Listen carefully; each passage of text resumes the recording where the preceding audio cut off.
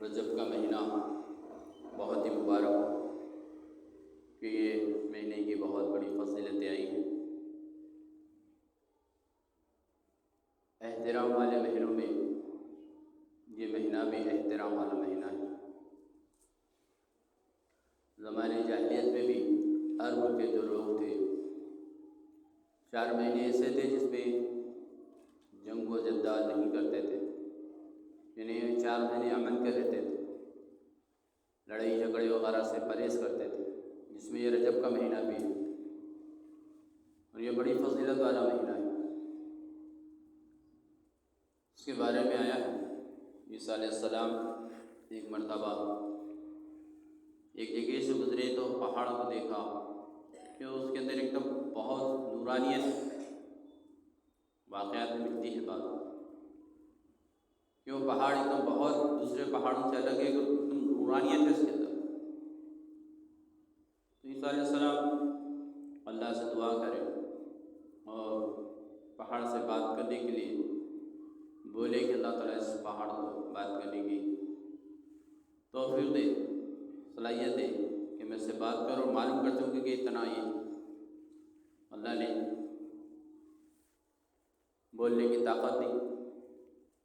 پہاڑ سے جب پوچھا گیا کہ تو اتنا نورانیت والا کیسا ہے، اتنا نور کہاں سے آ گیا تیرے پاس؟ اس پہاڑ نے کہا کہ میرے اندر ایک آدمی ہے، اللہ کا بندہ ہے جو عبادتیں کر رہا ہے، اس کی عبادتوں کی نور کی وجہ سے میں منور ہوں۔ عیسیٰ علیہ السلام پھر اللہ سے دعا کرے کہ اللہ تعالیٰ میں اس شخص کو دیکھنا چاہتا ہوں۔ پہاڑ شق ہوا اور اندر ایک آدمی جو بیٹھا ہوا تھا عبادت۔ یہ اللہ کی قدرت ہے، اللہ جو چاہے وہ کر سکتے ہیں، ہم جو چاہے نہیں کر سکتے، ہم جو چاہے نہیں کر سکتے، ہم مخلوق ہے اور خالق جو ہے وہ اللہ رب العالمین ہے، جو چاہے وہ کر سکتے ہیں۔ اللہ چاہے، اللہ تبارک تعالیٰ نے تو اللہ کے نبی صلی اللہ علیہ وسلم کے ہاتھ کی انگلی سے چاند کے 2 ٹکڑے کرا دیے۔ اللہ چاہے اپنے بندے کو آسمانوں کی سیر کرا دی، جنت دوزخ کی سیر کرا دی، اپنی دیدار کرا دی۔ معراج کے واقعے میں آتا ہے، انشاءاللہ آئندہ بات آئیں گی۔ تو اللہ کی قدرت، اللہ چاہے جو چاہے وہ کر سکتے ہیں۔ تو پہاڑ کے اندر پہاڑ شقوا، اس کے اندر سے آدمی عبادت گزار نکلا۔ عیسیٰ علیہ السلام نے سے دریافت کی کہ تو یہاں پر کیسے، یعنی پتھر کے اندر تو انسان کہاں سے آ گیا؟ وہ کہنے لگا کہ میں موسیٰ علیہ السلام کے زمانے کا آدمی اور میں اللہ کی عبادت کرتا تھا، دعا کرتا تھا اللہ سے کہ مجھے اتنی لمبی زندگی دے کہ میں حضور صلی اللہ علیہ وسلم کا زمانہ دیکھوں۔ تو اللہ نے میری دعا قبول فرما لی اور اس پہاڑ کے اندر میں عبادت کرتا ہوں جب سے قریب 600-650 سال کا ہوں، جب سے عبادت کر رہا ہوں میں۔ عیسیٰ علیہ السلام اللہ سے کہنے لگے، اے اللہ، یہ بندہ تیرا اتنے سال عبادتوں میں اس کا عمل کتنا بڑا ہے، اس کا عمل تو بہت زیادہ ہے، 600 سال کے قریب عبادتوں میں لگا ہوا ہے۔ اللہ تبارک تعالیٰ فرمانے لگے، اس کا مفہوم ہے کہ ہمارے آخری نبی محمد مصطفیٰ صلی اللہ علیہ وسلم کی امت رجب میں 1 روزہ رکھے گی، رجب کے مہینے میں 1 روزہ رکھے گی، اس کی عبادتوں سے زیادہ ثواب پائے۔ یہ نسبت اللہ کے نبی صلی اللہ علیہ وسلم کی امت میں ہونے کی وجہ سے ہم کو ملی فضیلت۔ یہ روایتوں میں بات ہے، فضیلت کے طور پر بیان کیا جاتا ہے۔ اور اب اس فخر میں عمر میں نہیں رہنا کہ میں رجب کا 1 روزہ رہ لوں گا اور 600 سال کی عبادت کا میرے کو ثواب مل جائے گا، اس سے زیادہ ہی مل جائے گا۔ نفل عبادتیں ہیں، ملتی ہیں، ثواب اللہ کی دین، اللہ جس کو چاہے جتنا چاہے نواز سکتا ہے۔ لیکن ساتھ ہی ساتھ ہم کو کیا ہے، فرائض واجبات کا بھی اہتمام کرتے رہنا، کیونکہ بغیر فرائض، بغیر واجبات کے نوافل کا کچھ مول ہی نہیں رہتا۔ ساتھ کیا ہے، عبادتوں کے جڑے رہنا، فرائض میں ہم سے کمی کوتاہی نہیں ہونا ہے۔ فضیلت ہے، اللہ جس کو چاہے جیسا چاہے نواز سکتے ہیں۔ ایک واقعہ یہ بھی ہے کہ جو ہم رمضان میں خاص طور سے سنتے ہیں شب قدر کی فضیلت کے بارے میں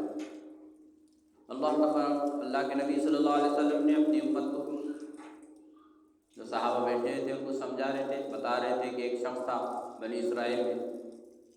جو 1000 مہینوں تک دن میں روزہ رکھتا، دن بھر روزہ رکھتا، رات بھر عبادت کرتا اور جہاد کرتا روزے کی حالت میں، اور اسی حالت میں انہیں شہید بھی ہوگا، تو اس کی فضیلت بہت زیادہ ہو گئی۔ صحابہ افسوس میں ہو گئے کہ ہماری عمریں تو بہت چھوٹی ہیں، اور وہ تو 1000 مہینوں تک صرف روزے اور عبادتوں میں سے، رات بھر عبادتیں، دن بھر روزہ، پھر جہاد، پھر شہادت، اس لحاظ سے دیکھا جائے تو اس کا مطلب ہم سے بہت زیادہ ہو جائے گا، ہماری عمر تو بہت چھوٹی ہے۔ اسی فکر میں تھے، اللہ کے رسول بھی تھوڑا سا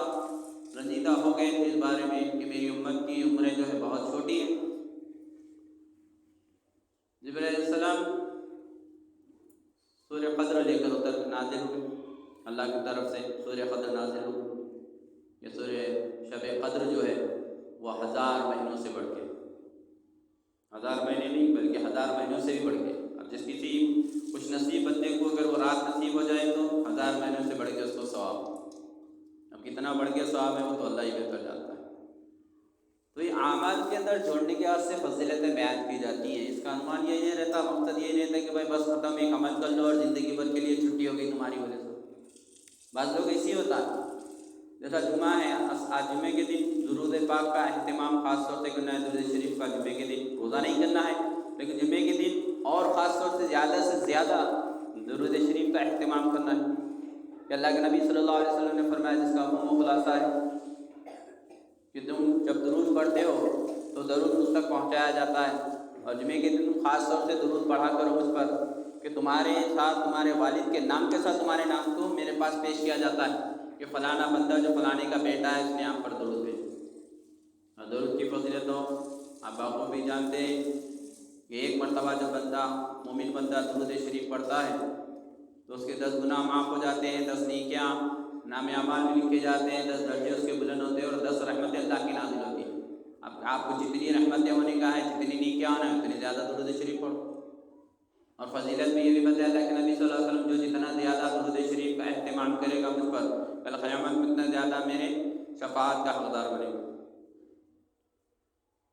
تو اس کا مطلب یہ نہیں کہ بھائی چلو فجر چھوڑ دو، ظہر چھوڑ دو، نمازاں چھوڑ دو، رمضان کے روزے چھوڑ دو، ایسا نہیں۔ فرائض اپنی جگہ پہ، فرائض کے بغیر کوئی آپ کا عمل قابل قبول بھی نہیں ہوتا۔ فرائض کرتے ہوئے یہ سب چیزیں ہیں، ڈیوٹی کے ساتھ ملا اوور ٹائم کا زیادہ بینیفٹ ملتا ہے، ڈیوٹی نہیں کرے اب تو آپ کو اوور ٹائم کون دے گا کمپنی کے اندر؟ ڈیوٹی آپ کی صحیح سلامت رہے گی، اچھی کرے آپ ڈیوٹی تو آپ کو اوور ٹائم کی ڈیوٹی ملے گی آپ کو، اور تھوڑے سے ٹائم میں بھی زیادہ سے زیادہ تنخواہ رہتی ہو۔ اسی طرح سے یہ بھی ہے۔ تو میرے بھائی بزرگ دوستوں، بات چل رہی تھی رجب کے مہینے کی، یہ بڑی فضیلت والا مہینہ ہے، اور حدیث میں بیان کیا گیا ہے اس کے بارے میں، اللہ کے نبی صلی اللہ علیہ وسلم نے ارشاد فرمایا ہے کہ رجب اللہ کا مہینہ ہے۔ رجب پورا مہینے چل رہا کہ نسبت زیادہ ہے کہ رجب جو ہے وہ اللہ کا مہینہ ہے، شعبان جو ہے وہ میرا مہینہ ہے، اور رمضان جو ہے وہ امت کا مہینہ ہے۔ اور ایک حدیث میں یہ بھی بیان کیا گیا ہے، جس کا مفہوم اس طرح ہے کہ رجب کا جو مہینہ ہے وہ بیج بونے کا مہینہ ہے۔ رجب کا مہینہ جو ہے وہ بیج، جیسا فصل آنے کے لیے کسان جب بیج بوتے ہیں، اس کے بعد میں بارش ہوتی ہے، پھر پانی کی سینتیں کرتے ہیں، اس کے بعد میں پھر فصل اگتی ہے، تو بتایا گیا کہ رجب کا جو مہینہ ہے وہ بیج بونے کا، نیکی کا بیج بونے کا مہینہ ہے، اور شعبان جو ہے وہ پانی دینے کا مہینہ ہے۔ جیسا بیج ڈالے بعد کھیت کے اندر فصلوں کے لیے پانی ڈالا جاتا ہے، وہ ہمارے آنسوؤں کے ذریعے سے پانی پہنچانا ہے، آنسوؤں کا پانی، کہ ہم پشیمان ہونا ہے، اپنے گناہوں سے معافی چاہنا ہے، اللہ کے سامنے گڑ گڑانا ہے، رونا ہے اپنے گناہوں پہ۔ اور پھر جب رمضان کا مہینہ آئے گا تو وہ فصل کاٹنے کا رہے گا، فصل حاصل کرنے کا مہینہ، یعنی تم تمام گناہوں سے پاک ہو جائیں گے، پھر اللہ کی رحمتیں برکتیں تمہارے اوپر متوجہ ہوں گی زیادہ سے زیادہ، تم نجات پالو گے، تم گناہوں سے پاک ہو جاؤ گے، اس طرح سے۔ تو میرے بھائی بزرگ دوستوں، یہ مہندی کی قدر کریں، یہ بڑی فضیلت والا مہینہ ہے، ہم زیادہ سے زیادہ اعمال کے اندر جڑنے والے ہیں۔ صحابہ کرام اور بزرگان دین اولیاء اللہ جو ہمارے اسلاف گزرے ہیں، وہ یہ مہینوں کے اندر رجب جب آتا تو رمضان کی تیاری شروع کر دیتے، پہلے تو کیا رمضان جاتے ہی پھر رمضان کی شروعات میں رہتے تھے، لیکن جب رجب آ جاتا تو ایک دم ایکٹیو ہو جاتے تھے کہ بھائی اب ہمارے کو تیاری کرنا ہے. جیسا کوئی کاروبار شروع ہوا تو کاروبار اسٹارٹ ہونے سے پہلے لوگ کیا ہے سامان وغیرہ کا اہتمام کر لیتے ہیں کہ بھائی اب سیزن آنے والا ہے وجہ سے. تو اب رمضان کا جو سیزن آنے والا ہے اس کی تیاری رجب سے ہی کرتے ہیں. زیادہ سے زیادہ تلاوت کرنے کا اہتمام کریں، نمازوں کا خاص اہتمام کرنے کا کہ تکبیر اللہ سے ہماری نماز نہ چھوٹے، صدقہ خیرات کرے، لوگوں کو دین دلانے کا ابھی سے رواج چالو کرے، سلسلہ چالو کرے ابھی سے. یہ نہ دیکھیں کہ بھائی رمضان آئے گا تو کریں گے. فضیلت کے اندر رجب کے اندر یہ بھی بتایا گیا ہے کہ اگر رجب کے مہینے میں کوئی بندہ مومن بندہ کسی اپنے مومن بھائی کی کوئی ضرورت کو پوری کر دیتا ہے، کوئی اس کی مصیبت کو دور کر دیتا ہے، تکلیف وغیرہ ہے جو بھی ہے اس کو حل کرتا ہے، یا پیسے سے ہو یا مزاج کرسی سے ہو یا کسی بھی طریقے سے، ہاتھ کی محنت سے ہو یا پیسے کی محنت سے ہو یا پڑھائی کی محنت سے ہو، کیسا بھی ہو اس کی کوئی مشکل کو حل کر دیتا ہے تو اللہ تبارک تعالیٰ اس کی مشکلوں کو حل کر دیتا ہے. بندہ جب دوسرے کی مشکل کو حل کرتا ہے تو اللہ تعالیٰ بھی اس کی مشکل کو حل کر دیتے ہیں. اور یہ رجب کے مہینے کے اندر جب ہم کسی کی مصیبت کو دور کرتے ہیں، کسی کے کام آ جاتے ہیں، تو یہ بتایا گیا ہے کہ جنت میں اس کے لیے ایک ایسا محل بنایا جاتا ہے کہ حد نگاہ تک وہ محل کی وسعت رہتی ہے، یعنی جہاں تک تمہاری نگاہ جائے گی محل اتنا بڑا آپ کا ہے. اس لیے ہم کوشش کریں زیادہ سے زیادہ لوگوں کی مدد کرنے والے بنیں، بہت بڑی فضیلت ہے میں. اور روزوں کا اہتمام کریں جتنا ہو سکتا ہے. نفلی روزے ہیں، کوئی آپ کے اوپر ایسا دباؤ نہیں ہے، جتنے چاہیں آپ روزے رکھ سکتے ہیں. اور 5 راتیں ایسی ہیں، حدیث میں بیان کیا گیا ہے 5 راتیں ایسی ہیں اس کا خلاصہ ہے کہ جب بندہ اس میں دعا کرتا ہے تو اس کی دعا رد نہیں ہوتی. جائز دعا جب کوئی بندہ مومن بندہ کرتا ہے تو اس کی وہ دعا کو رد نہیں کرتے اللہ تعالیٰ، بلکہ اس دعا کو اللہ قبول فرماتے ہیں. جو جائز دعا ہوتی ہے، ناجائز نہیں، حق تلفی کی دعا نہیں، جائز دعائیں جو ہمارے حق میں بہتر ہو جلد سے جلد اللہ قبول فرماتے ہیں. 5 راتیں ایسی. ایک رجب کی پہلی رات، یعنی کل پہلے رجب کا چاند کا چاندنے والے سے وہ رات میں جب بندہ دعا کرتا ہے اللہ کی جائز دعاؤں کو قبول فرماتے ہیں. دوسرے شعبان کی 15ویں رات دعا کرتے ہیں، وہ دعا رد نہیں جاتی. ایسے ہی رمضان، صبح رمضان ہے، شام میں جو جائزے کی رات جسے کہا جاتا ہے، چاند رات جسے کہتے ہیں، اس رات میں دعا کا اہتمام کرنا ہے، وہ بھی اس وقت میں بھی دعائیں قبول ہوتی. اور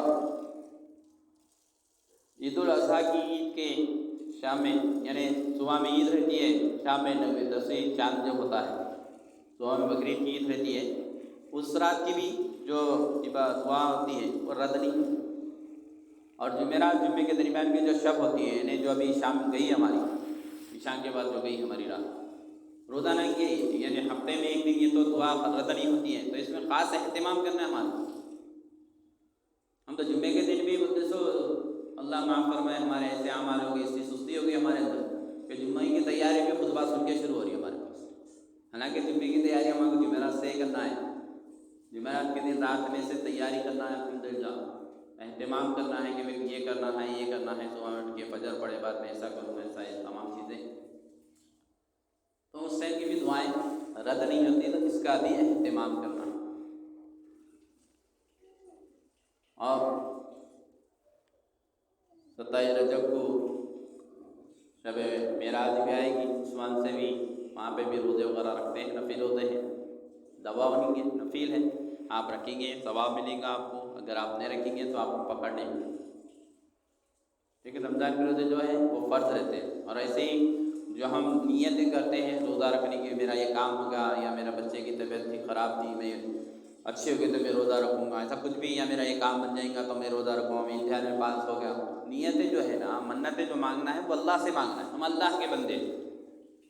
ہر چیز کرنے والی ذات اللہ کی ہے، اور ہم کو منتیں جو مانگنا ہے وہ صرف اور صرف اللہ کی ذات سے مانگنا ہے، جو خالق و مالک ہے، اور ہر چیز پر قدرت رکھنے والا ہے، ہر چیز کا قادر.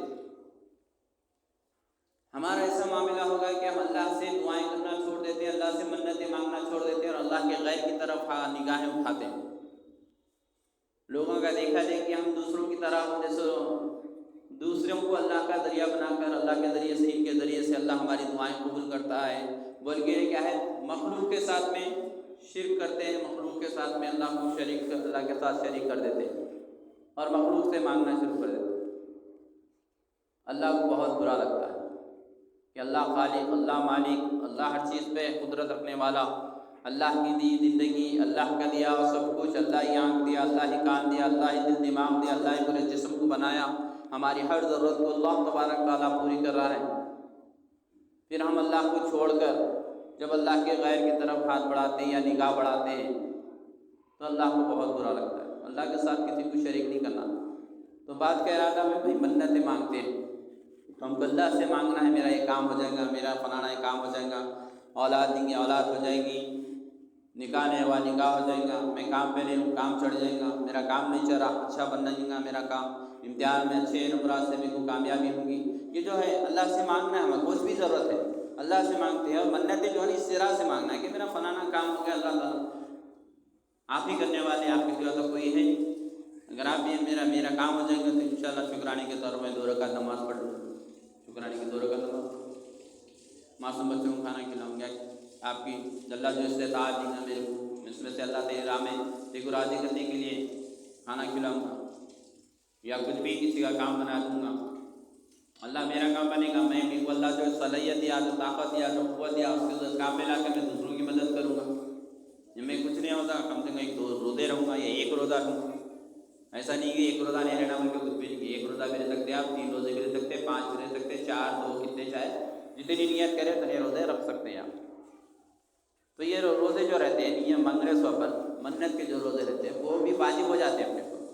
نیت کر دیے تھے نا اپن روزہ رکھوں گا بلکہ تب وہ واجب ہو جاتا ہے، تو اس کا بھی اہتمام کرنا ہے، اگر نہیں کریں گے تو پھر اس کا بھی پکڑ رہتے ہیں اس کی۔ لیکن جو نفی روزے رہتے ہیں اس کے اوپر پکڑ نہیں ہے، آپ کو رہیں گے، آپ کے لیے بینیفٹ ہے، دنیا میں بھی ہے اور آخرت میں بھی ہے، اگر نہیں رہیں گے تو آپ کو کہیں بھی پکڑ نہیں اس کے بارے میں۔ لیکن فرض کو اور واجب کو پکڑ ہے، اس لیے اہتمام کرنا ہے۔ بتا دیں چلو یہ بھی کہ عشاء کی نماز جو ہم پڑھتے ہیں عشاء کے 17 رکعت میں، عشاء کی 3 رکعت واجب الفطر جو رہتی ہیں وہ واجب نماز ہے۔ اگر ہماری اللہ نہ کرے بدقسمتی سے اگر ہماری عشاء کی نماز چھوٹ جا رہی ہے اور اگر ہم بعد میں اگر نماز قضا نماز پڑھیں،